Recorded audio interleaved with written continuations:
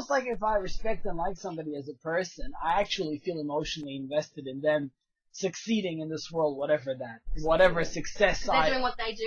You want them to do well. Go yeah, and do that shit I'm well. just like, you're a good guy. Like, I really want, and merely some 3-4 years ago, it was literally me against the world, and me compared against any person I meet, and in terms of like, I put more points on the board than you, therefore, like, I feel comfortable. How come I'm more intelligent than you and you're earning more money than me? How is that fair? It comes down to every person has something that they can offer. If they are a package, there is no grading. If they come together as a package, all their different characteristics, whatever you think is good or bad, and those things combine to produce something unique from that person. So if people will remember that, then there is no such thing as competition.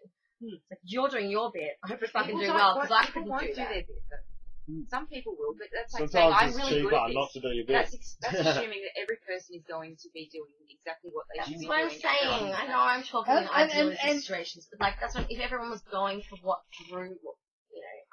is there no point talking? What you do all day, what you do for a living, it shouldn't be competitive. I mean, I as someone who I'd love to sit at a poker table and hustle people for money, or at a tennis court and try to beat somebody by any way I can.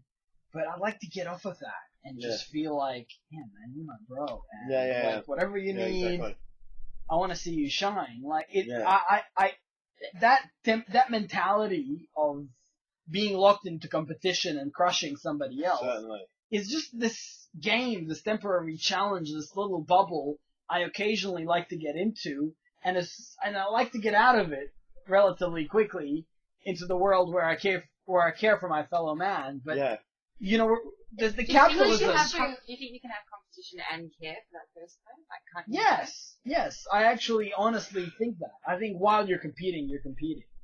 The second the competition is over, it's over. When it becomes about someone has to be a winner and someone has to be a loser, and people think there's not enough for everybody to be awesome and do what they're supposed to do and be a winner.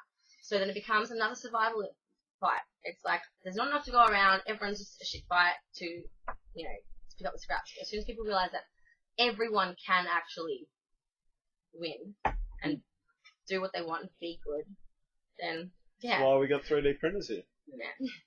And by the way, I'm eagerly waiting for you to, for the day in which you will compete with me in, cleaning the kitchen, for example. Yeah, good line. Beautifully put. I feel I'm doing too good, in a sense, too much. You're ahead of me. Yeah. I could use some competition in that way. Isn't that good? Yeah. It's just beautifully put. It is just so beautifully put. I need some competition so I can clean the kitchen. Competition is not always bad. Yeah, I used to tell my brothers that it was a competition to clean the house first. That was genius. Like, Mum's coming home, who can clean up first? It worked until they got old enough to go, hang on a minute. What am I winning? No, I've actually, another thing that's changed, I feel like I've grown more as a human being between the age of 26 and 28 than between the age of, 16 and 26. Because you quit your corporate job and you start thinking about the world, but I've never looked at messy stuff as something bad. Ever in my life, I was always messy. And, I genuinely now look at somebody who's, organized and the room is clean and it's a concept of entropy, man. You're bringing entropy into the world. You move into a space and it gets ordered and organized. You need to control it. Yeah, but so true. I don't look at it as negative. I look at it and they're bringing order to the world and or their outreach is a bit more than that. Yeah. Their presence is felt in a positive way. In a living space. A messy person, definitely felt in a roundabout way around a messy person. Yeah. It's just your expression of how you want to live in your space. And I've gained an appreciation of neatness. Really ordered and you're really quite... this room... says a lot about you. This room used to take, just 1 year ago, if I had guessed. I had 15 minutes to clean up before you guys got here. And literally, this room is now clean enough that in the space of 5 minutes I can order the bed, put 3 things away, and it looks okay. Yeah, certainly. And that didn't used to be that way. You know, I used to have like 1 week's of clothes wear like lining the floor. Yeah, right. You know, a lunch and a dinner. So what's changed? As I said, like sharing a house with people makes you. That your influence, you impact on Well, other people. I had a housemate. I had a housemate right here who was relatively neat. I've I've had a housemate that was relatively neat and organized, and another housemate that was like an automatically generating mess. Is like as he walked through the room, things would fall out of place. They just would, and all of a sudden, like you realize that when you like look left, look right. Which one? What do I respect? What room do I prefer to be in? Like, what do I prefer to associate with? And then you just kind of realize, actually, like, organization and neat room and efficient is a good thing. Better. You know, and it's like So lowering entropy. It's more efficient to be neat and tidy. And since then, I've improved, you know, and I gotta say, I very much owe it to this guy. Maybe I haven't taken it as much out of my room as I should. Nonetheless, it's growing in me. The notion that, you know, organizing a space in a productive manner where you know where what is and you can easily get. But you know, that's something you almost control of changing your situation. People like Sean don't have this option. They are just clumsy. No, not me. All our kitchenware is plastic.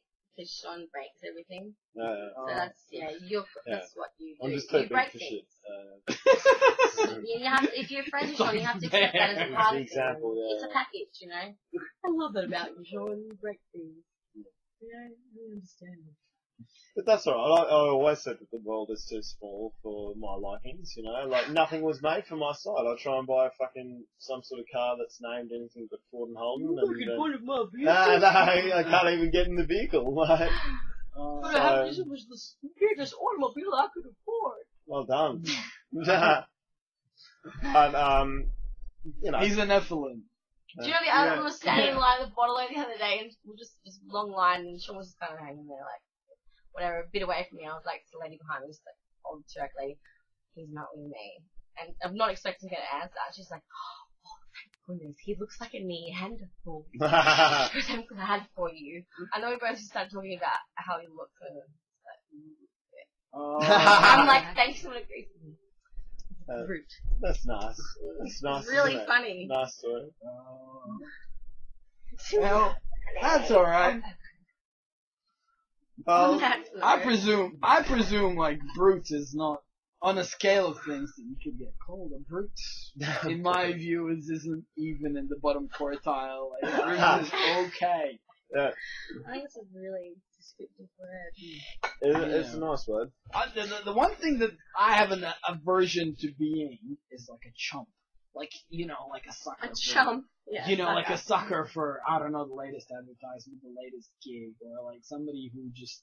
Conspiracy theorist? Yeah, you know, somebody who falls for some chick that, you know, is basically like a serial exploiter or something. You know, like a chump. A chump is something I gotta, like, a brute, that's okay. If you're too dumb to even get taken advantage of, that's okay. Like, if you get taken advantage of, and you live in a world that, you know, you're submersed in ads where it's kind of like, yeah, dumbass, you're gonna be, you're not gonna get laid until you buy this shiny thing. You know, and if you're the guy that... though, they're the ones who think they've got it made. Yeah. Like, they're the ones feeling sorry. Until you realise you're a chump. I've got a shit girlfriend and things. Great. But that's it. So long as I don't feel like a chump, I think, you know, a brute is bad. I don't really. It's an upgrade. No. I've been complimenting you this whole time. Yeah. I'm alright being brute. I just think of the Seinfeld episode. Hideous few proofs that yes, I can't look away. Oh, great. So what's Gina up to? Gina's like 2 million. So Gina's nearly at $2 million. Gina, can you send it over? Yeah, Just like $50 would be Seriously, really good. it makes such a difference in my life. No. I know you made $25. You made 2 mil since we started talking. 10% of that, and we'd all be like partying for the next month. What month? You know, for 2013, we turned 2013 into party 13. Gina, if you send us 10%, A year. I know you won't, but that's okay. We We love you anyway. We understand why you are the way we are. So we let you know. Yeah. That's so cool. That's so funny. You got more sympathy out of We this just group want to let you than- know that you're alright and we accept that you're a problem with the system and, you know, we're trying to fix the really system bad day by day. symptom. Yeah. It's a Sorry. bad symptom. I'm sorry, sweetheart. And since we talked about you so much, we'll try to send you this video. I mean, at least I will. Yeah, definitely. Moon her. Hancock. Moon her. Hancock Prospecting is the name of her company. I'll go contact us. Dear Gina. Yeah. We talked about you. That'd be great. She'd appreciate that, I think. Do you reckon she might actually send it? I think she would. If she sent us money, if she sent me 10% of her pay in 2012, then I would never say a bad thing about capitalism or anything ever again. You know, if she's going to send me 10%, which is what? You know, 1.9, no, it's more than that. It's 19 million. 10% is 19 million. That's alright, I think. So look, you know, I will never say anything bad about the system which controls you again. And it's 190 million. 190 But million, still, so. with that 90 million, endeavor to change it anyway. Yeah. Even though, Yeah, most likely. refrain I was just from- trying to sell it to her, you know? thinking bad of it. Go try and do the gambling thing, Jenna. We're giving you the opportunity. If you give us this money, there is a chance you might get some more back. Yeah. We might go invest it somewhere, and I promise that we'll give it to you. That's Just right. lure her with Twinkie lights and a button breath. You might be able to get more money. I'm sure she'll be sucked in like a chump. Yes. We'll make a chump out of you yet, Dina. I wonder how much she's actually involved in these decisions. At the end of the day, the joke's on you. Is it? Starvation's fun. I think she asked, do I make more People money? do it for fucking a regular reason. Ooh, you Yes. change everyone's perspective, make her think that her situation is actually the suckiest one. And we're actually doing alright. The aim of the game is to... We're Reverse sympathetic. psychology, yeah. Gina, you haven't tried sangria like this in your life, I assure you that. But anyway, That's right. we might have you over. Mm. I'll run you up and down some hills, don't worry. Weight does come off. If you're lucky. Oh my god. Turned out to be a swimming pool. Oh, but Playing out general. I feel like we should end on, Shouldn't we do a eulogy of Yeah. how you might Yeah. commend Be Gina more for meaningful. her I really decision? don't want her to be the ending topic. no. Nah. That would be giving her too much credit in a sense. Too Oh, much we've credit, already yeah, spoken definitely. about it. I think she knows we're like. She probably doesn't know about us at all. She does. She would. She definitely would. Like, she's taking It's up a so massive much of amount of- our consciousness. Yeah, there's a massive Yeah. amount And of she's people that there. knows we exist, definitely. I reckon we Unaware. missed the best 20 minutes of the driving you podcast mad. for technical issues, though.